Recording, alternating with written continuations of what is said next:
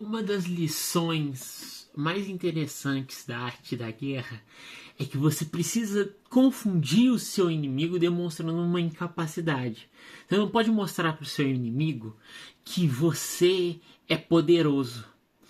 E aí o que acontece? A gente tem Luiz Bape falando que tem um faturamento de 2 bilhões e que consegue fazer um mercado de transferências de 1 bilhão de reais.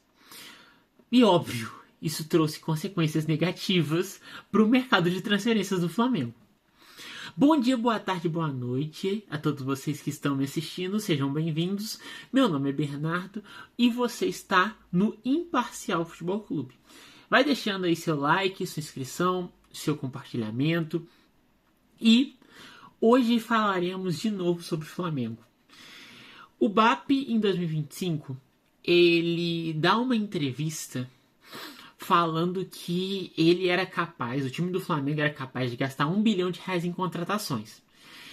E levantou várias questões a respeito de CT, teve algumas falas muito infelizes e muito complicadas a respeito de uma jornalista acho que do Sport TV, não vou lembrar, mas teve ataques aí a jornalistas e tudo mais. E acabou que o Flamengo tentou um processo que eu chamo de bayertização do futebol brasileiro. Do Flamengo, no caso, né? Qual que é o processo de bayertização? Você começa a contratar bons jogadores do campeonato que você joga e você começa a contratar jogadores bons na perspectiva continental. Quando você contrata esses jogadores, você aumenta a discrepância sua para o seu time adversário. Então, se você for parar para analisar o Bayern é um time muito forte na Alemanha, é um time que contrata muitos jogadores dentro do mercado nacional e também no mercado internacional. Então, o que acontece? Você tem uma discrepância entre um time, entre o time que está sendo bayertizado e os outros times. Porque, igual, por exemplo, nos últimos 15 anos, só o Bayer Leverkusen foi campeão alemão fora o Bayern. Então você tem essa questão. E isso eu acho que é possível fazer no futebol brasileiro, porém essas situações, se a gente for colocar o Flamengo nessa situação, ainda está num estágio muito inicial, porque o Bayern ele foi poderoso durante muito tempo. O Flamengo ele está começando a ser dominante agora, sabe? O Flamengo ganhou o Tetra da Libertadores, ganhou o 9º título brasileiro, tem 5 Copas do Brasil, beleza. Isso já dá um debate de quem é o maior clube do Brasil. Só que o Bayern é indiscutivelmente o maior clube da Alemanha. O Flamengo não é indiscutivelmente o maior clube do Brasil. E aí, essas questões, elas começam a fazer diferença quando você vai para o mercado. Principalmente depois desse comentário. A gente tem, se eu não me engano, 5 rumores de transferências que foram mais fortes pelo lado do Flamengo durante essa janela. A gente tem Vitão do Inter, Caio Jorge do Cruzeiro, Gabriel Brazão do Santos, Tati Castelhanos da Lazio, que já era um sonho antigo, e John Arias do Wolverhampton. Beleza. O que aconteceu? Qual que foi a sequência depois dessa fala? A gente tem o Inter fazendo um jogo duro com o Flamengo para contratar o Vitão, inclusive com o Cruzeiro entrando na briga, o Internacional dando preferência para o Cruzeiro, e aí só depois de muito trampo o Vitão, eles assinam, eles conseguem a contratação do Vitão no aperto. O Flamengo consegue a contratação do Vitão no aperto. O Santos não vai vender o Brazão, o Tati foi pro West Ham, o Arias acabou se valorizando, muito por causa do gol, mas é uma valorização, é uma expectativa que você tem. Você tem, além disso tudo, algo que eu não falei, a questão da renovação do Felipe Luiz. Querendo ou não, eu tenho certeza que uma fala dessa é algo que afeta uma renovação. Porque se você tem, de um lado, um treinador que rendeu mais do que a expectativa, e do outro você tem alguém que fala: eu posso gastar R$ 1 bilhão numa janela de transferências, é claro que você vai pedir mais dinheiro. É claro que você vai valorizar o seu negócio. E é isso que também acontece não só com o Felipe Luiz e não só com esses outros jogadores, mas que eu acho que foi o caso que mais marcou essa situação toda, que foi o Caio Jorge. O Cruzeiro pediu 50 milhões de euros no Caio Jorge. 50 milhões de euros. Sabe quem vale 50 milhões de euros? O Ferran Torres, atacante do Barcelona. Só para vocês terem noção, o primeiro artilheiro da Premier League é o Haaland. O segundo artilheiro, que é o Igor Thiago, vale 35 milhões. E aí, eu posso jogar aqui vários outros nomes. Openda, tem acho que o Guirassy, tem vários outros nomes que são mais baratos que o Caio Jorge e que talvez poderiam render o mesmo tanto que o Caio Jorge renderia, ou até melhor. Eu tenho certeza que se colocar o Ferran Torres nesse ataque do Flamengo, ele te entrega a mesma quantidade de gols que o Caio Jorge, ou até mais. Então, o que acontece? É fato. 50 milhões é absurdo de dinheiro. É um absurdo de dinheiro para qualquer jogador mediano. Inclusive até um mediano europeu, cara. Samuel Lino foi 25, 30 milhões de euros e já não é um preço absurdo. Já não é um preço aceitável, sabe? É um preço aceitável, mas não é o ideal.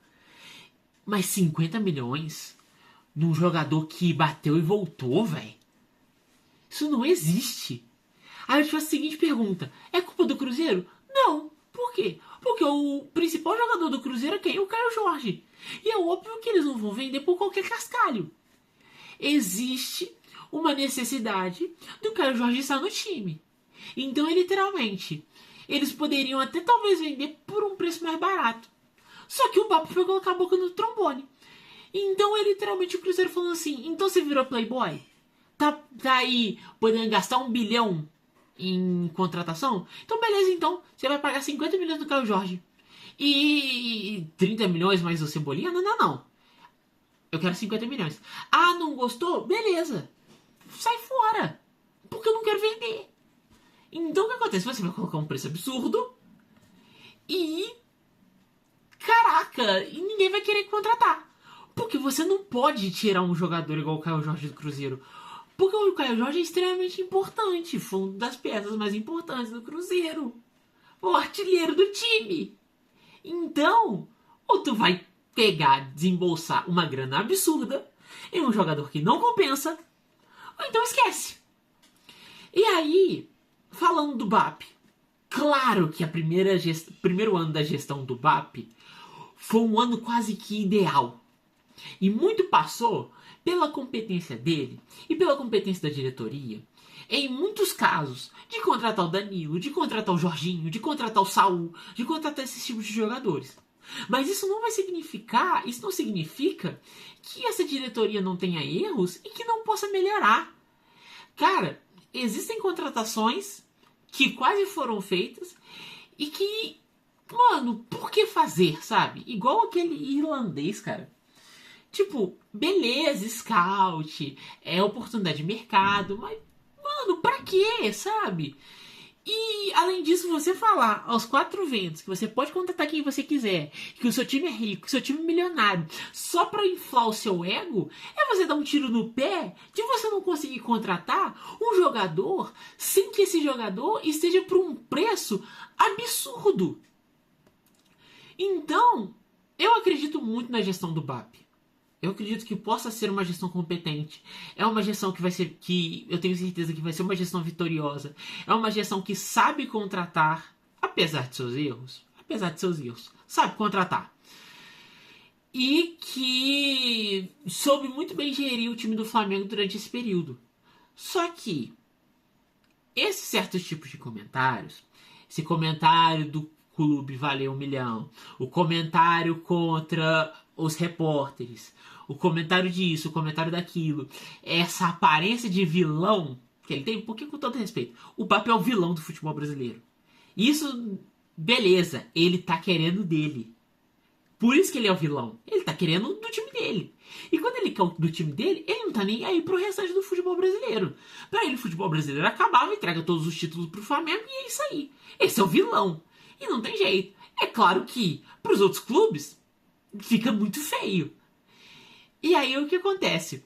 Eu tenho certeza que o BAP tem capacidade de levar esse Flamengo a ser um time absoluto no futebol brasileiro e no futebol continental.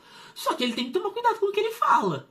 Porque as coisas que ele vai falar vão interferir no mercado de transferência do Flamengo, vão interferir no mercado de patrocínio do Flamengo.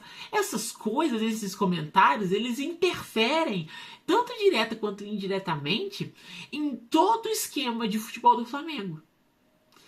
Então, o que acontece? Esse primeiro momento do processo de baertização do Flamengo deu errado.